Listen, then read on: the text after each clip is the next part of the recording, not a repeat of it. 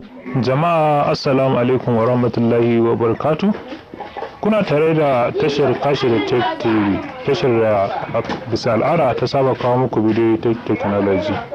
Yau ma mun kawo muku wani sabon YouTube channel namu mai suna NTG Gallant.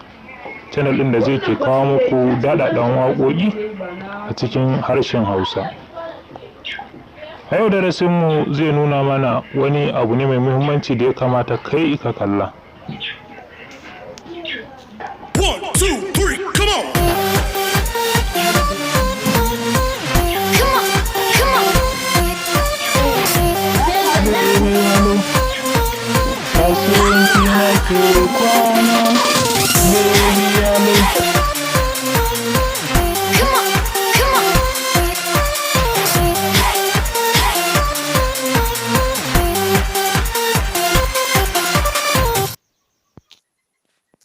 Wannan darasi namu na yau zai mana magana ne akan wani application mai suna multi-currency all currency converter, amma in zaka search din shi zaka rubuta multi-currency converter.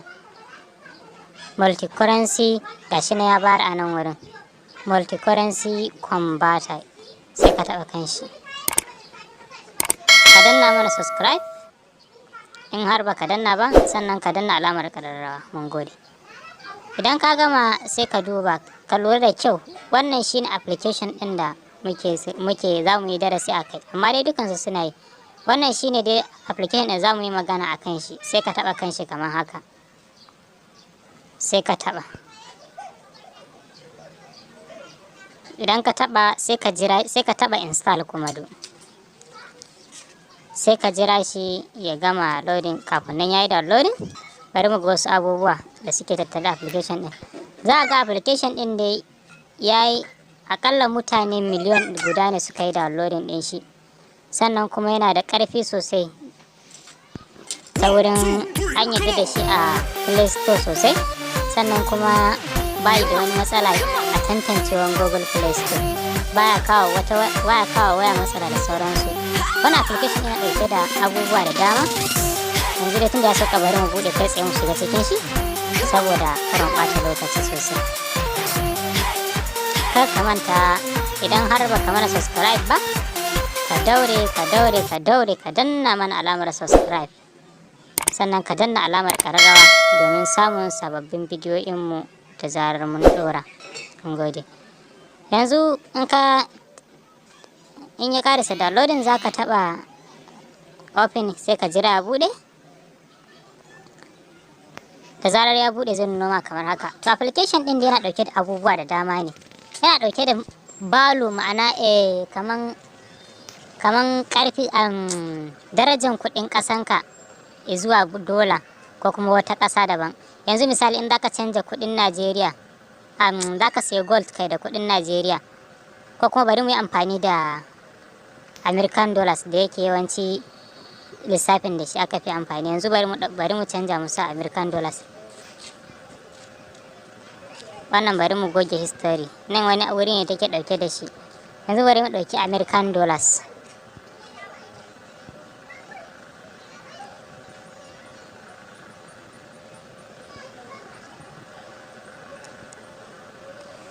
Yanzu dai bari mu dauki kudin kasar mu kawai, bari mu yi amfani da kudin Najeriya, NGN ba. Yanzu idan zaka siya gold na naira 1000, bari mu gwada 1000 yanzu. Yanzu in za mu sayi gold na naira 1000, ya girman gold din yake? To kaga ba abin da zai saya na gold a 1000, kaga ko 0.01 bai kai ba. To yanzu bari mu gwada na 100, kaga 0.01, ko rabin gram na gold bai kai ba. Yanzu bari mu gwada miliyan 1 kuma mu gani. Na miliyan 1 shine zai baka gram 1 na gold da rabi ba kaɗan. Gram 1 na gold da rabi ba kaɗan. Yanzu wannan zai baka daman ka sanya farashin gold yake a yanayin da ake ciki yanzu. Sannan kuma wannan application ɗin yana updating duk bayan sati ɗaya ko kuma duk bayan lokacin da kuɗi ya canza. Matukar ka buɗe datan ka zai updating da kanshi. Yanzu bari mu ga wani daga cikin amfanin application. Yanzu bari mu sa misali kudin ƙasa da ƙasa gaba ɗaya. Yanzu bari mu goge wannan. Jiya mu gani gold ɗaya zai kama naira nawa ne. Yanzu bari mu ga. Yanzu 1 gold yana da 1 gram of gold yana da naira 713,843.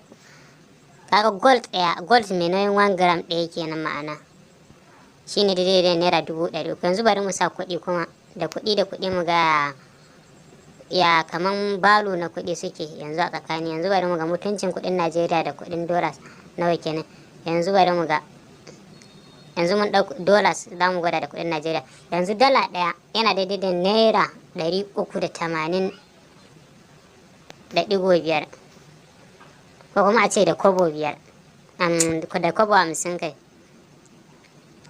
Yanzu bari mu gwada dala 2 ya kama naira 761 kenan. Dala 3 naira 1000 da wani abu. To haka dai application ya ɗauke da abubuwa da yawa haka. To kaga yanzu dala 10 naira dala 138,000, dala 10,800, dala 10,000. Ba abunda application ne da ya dauki abubuwa da yawa sai abunda ka fahimta kai dangane da shi. A daure ka danna mana subscribe sannan ka danna alamar kararrawa. Mun gode. Sai wani abu kuma da zamu sake nuna muku dangane da application din shine multi-currency converter. Wato za a ga kuɗi da kuma inda abun yake. Yanzu aka taɓa nan za a ga kuɗi da kuma darajansu na ƙasashe guda 4 a lokaci ɗaya. Yanzu misali dala ɗaya, bari mu gwada yanzu dala ɗaya kamar haka sai mu taɓa nan. Dala ɗaya shine 380 a kuɗin Indiya, rufi kuma shine naira 73, sannan kuɗin China kuma yuan 6. To kaga kuɗin China ya fi kuɗin Indiya daraja, kuɗin Indiya ya fi kuɗin Najeriya daraja. Yanzu bari mu gwada yanzu kuɗin Indiya. Bari mu ɗan. Yanzu kuɗin Indiya misali, yanzu bari mu sa kuɗin Indiya. Bari mu yi amfani da kuɗin Indiya. Yanzu kuɗin Indiya naira rufi ɗaya shine daidai ke da naira 5 ɗin mu. Yanzu bari mu ga. Rufi 10 bari mu ga ko kuma rufi 5. Rufi 5 shine daidai da naira 25 na ƙasar mu. Haka kuɗin Indiya ya ninka namu sau 5 kenan. To ta haka ta wannan hanya zaka san yaya kuɗin ƙasar ka yake, ya darajansa, ya kuma amfaninsa. Sannan kuma application yana ɗauke da wani abun mamaki guda ɗaya. Yanzu idan zaka yi deleting ɗin abubuwan gaba ɗaya, zaka kaɗa wayanka ne kamar haka. Idan kai shaking kawai zai goge. To nan dai gashi naira 100 yana daidai da naira 19 ne a rufi 19 ne na Indiya.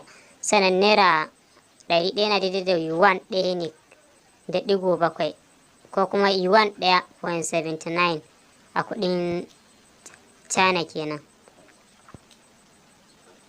Yanzu bari mu ga me za mu yanzu.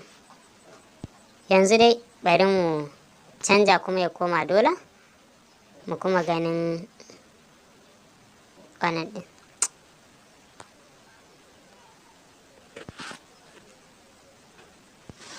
Dala ɗaya, dala 1000 yana daidai da naira. To sannan kuma wannan application yana ɗauke da calculator. Yana za ka lissafa yanzu kaza a rabawa kaza. Yanzu misali dala 1000 a rabawa mutum 10 sai ka taɓa equal to, kaga zai tashi dala 100 kenan. Dala 100 kuma a kuɗin Najeriya naira 38,000 ne da naira 50. Domin samun sababbin bidiyoyinmu da zarar mun ɗora.